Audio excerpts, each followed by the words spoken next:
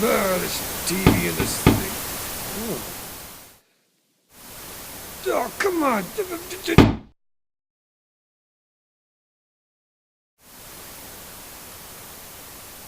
Don't. No, you don't. All right, we're here at Crash Games at Origins Game Fair in Columbus. I'm here with Patrick Nickell, who is like president, head honcho, El Presidente. My official title is the Shiznit. There it is. Can I say that? I don't know. It's the internet. So I'm a founder. He's the founder of Crash Games. And we're talking, right now, we're talking about Council of Verona. We are talking about Council of Verona. Kickstarting right now as of June 14th when we are shooting this. Through July 3rd. So if you missed it, sorry, but it will be available. All right, so cool. Tell us a little bit about the game and just maybe a rough overview to start. Absolutely. Council of Verona is a bluffing game set in the world of Romeo and Juliet. And in Council of Verona, you're taking on the role of a citizen of Verona who's trying to influence the various characters.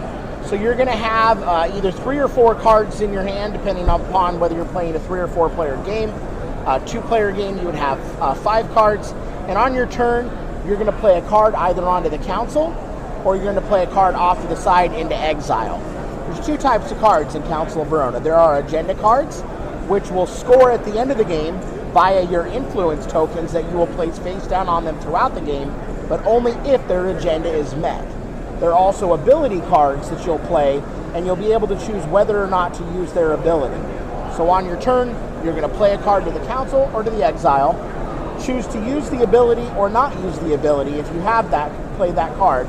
Or if you played an agenda card, you can choose to place or not place a token. Very simple rules, but the gameplay is phenomenal. There's a lot of bluffing. I might play Romeo into the council. Does that mean I have Juliet? Do I expect him to score? Well, not if I place my 0 there, but you won't know that that's my 0. Or will you? That's the trick. So it's a very simple game. We've sent it out to reviewers galore, and nearly every single person has absolutely raved about it. It's on Kickstarter now. It's already funded in 70 hours, and we're rapidly approaching the first stretch goal, so I'm very, very excited about how it's doing. Awesome. What can you tell us about stretch goals and stuff like that?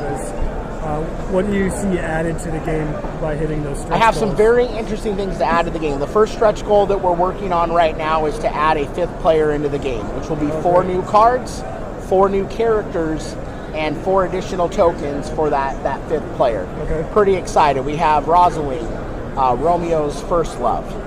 She's going to be an agenda card. She does not want Romeo and Juliet to be together. She's going to be playing the role of the homewrecker.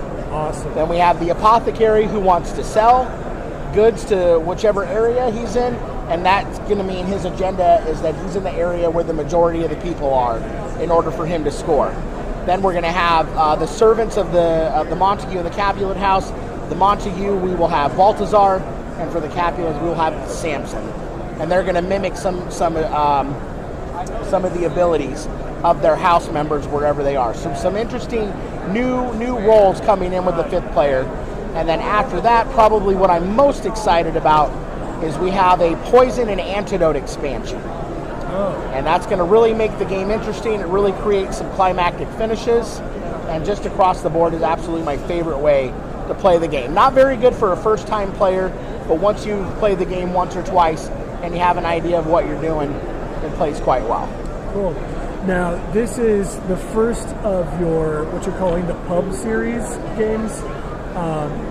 Tell us a little bit about that concept. The pub series is an idea that I've been working on for quite a while. I saw some micro games being introduced, like AEG's Love Letter, and I thought that's a really great concept. There's a lot of times where we find ourselves somewhere, and it's just not, you can't break out Small World. You can't, break out a big box game. I'm not playing Zolkin when I'm at a restaurant. Too many pieces, you'll lose them all. So I wanted to create a series of games that people could take on the go with them and play wherever they are. And the really important thing to me is that the components are minimal but that the gameplay is the exact opposite. That the gameplay is tremendously deep. So I know we've hit the nail on the head here with Council of Verona. I have some meetings with some other designers, some established designers. I'm very excited to see what they have to present. So basically just wanting people to be able to game wherever they are. Great. And so just maybe a month or so ago, you concluded another Kickstarter campaign with Paradise Fallen. How are things going with that? Can you tell us a little bit about that game? I know you said it's kind of a bigger universe, and this is kind of the foundation for that. Yeah, Paradise Fallen is an idea that I've been working on for over a year. It initially had started as a brand new idea I had when I returned to Hawaii to unfortunately bury my grandfather. I grew up on the island of Maui as a child, and it was great going back. It renewed some of my roots, and I got this tremendous sense of pride of going back where I was from. I'm not Hawaiian, if you can't tell. I'm as white as it gets, and that's okay. So, anyways, being back there, it renewed the culture to me, and it got me very, very excited. And so I was working on an idea of a semi-post-apocalyptic universe in Hawaii. Hawaii is so cut off from everything, but it's such a hodgepodge of cultures. You've got the tourists, you've got the Hawaiians, you've got Filipinos, you've got Japanese, you've got Samoans, and I love the myriad of those cultures. And so I started to create this story into the... She's so disruptive. Anyways, we can't even hear her. It's just like, wah, wah, wah, wah, exhibitors. So anyways, back to Paradise Fallen, I wanted to create this world that saw those together. So I kind of started creating a male character and a female character lead, and I started writing the story. I started outlining some story, and I realized that it's got to start somewhere. So I was going to build a 3-part game, and the results of the game the first game would feed into the second, and the second would feed into the third. And then this very large publisher by the name of AEG mentioned the Cordier series, that series that game is in, and I was like, drats, I can't do it better than they can. You know, they've got it all in the works, and I didn't want to follow that.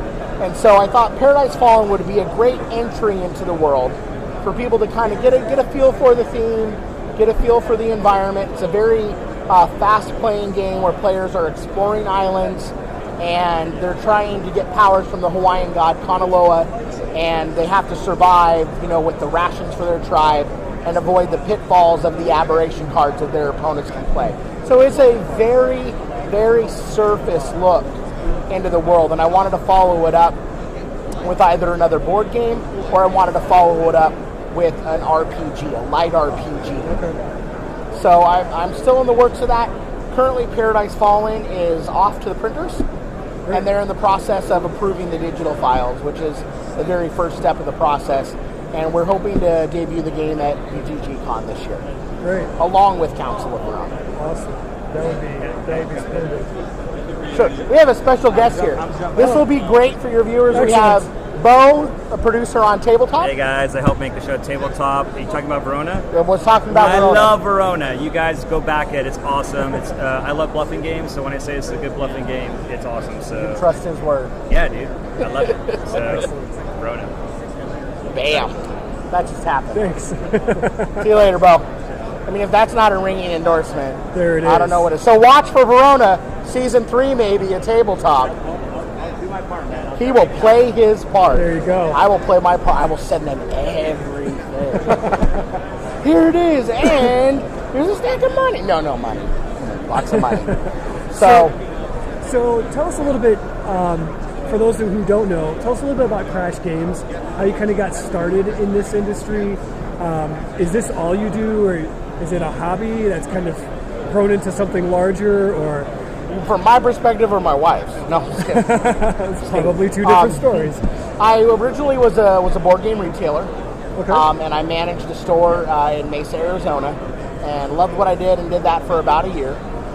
And that kind of came to an end. And at the time, right before I left, I had started Crash Games with a buddy of mine, Michael Coe, who's the designer of our first game, Rise. And he's also the designer of a game called Dungeon Heroes And we did Crash Games for about a year, and then we both kind of decided that we had different directions. We're both alpha males and both want to do things our way. Sure. And it was a very difficult process, but we're best friends. I'm staying in a room with him here at Origins, and so we were able to part ways amicably. He started his own company. I continued on with Crash Games, and Crash Games is my full-time job. I do this, 9 to 5 every day. It's not 9 to 5. Realistic is I work all day, every day. There's never a day, there's never a time when I'm not working on this. This company is my life. I live, sleep very little, and eat very much. Board games. So it's a great thing to do, and I have to think that at some point, it's going to pay off. So we have two published games ready to sell. At the end of this year, we'll have a total of 4 with Council of Verona and Paradise Fallen out. And we've got some great stuff in the pipeline. Tori Neiman, the designer of Alien Frontiers, smash hit. I'm publishing his next game, Pater, which takes place in modern Alaska. If you've ever seen the TV show Gold Rush, very similar in theme. You're managing a modern prospecting outfit. You've got to maintain your gear, your personnel, your workers, your equipment, and all while the temperature is dropping and the ground is becoming harder to dig. So you have different claims that produce different types of not different types of gold, but different amounts of gold that pay off a little bit more or a little bit less. Great. Well, that sounds awesome. Thanks so much for taking some time to answer questions. Again, Crash Games, Council of Verona is on Kickstarter now. Super go fund it. It's not expensive either. No, $12 will get you a copy of the game sent to your front door. That's about as good as it gets, people. That's pretty amazing. So again, here at Origins, covering for Theology of Games with Crash Games, $12. Just go get it. All right, we'll see ya. No brainer. Awesome. Alrighty, guys. Dude, thanks so much. Yeah, thank you.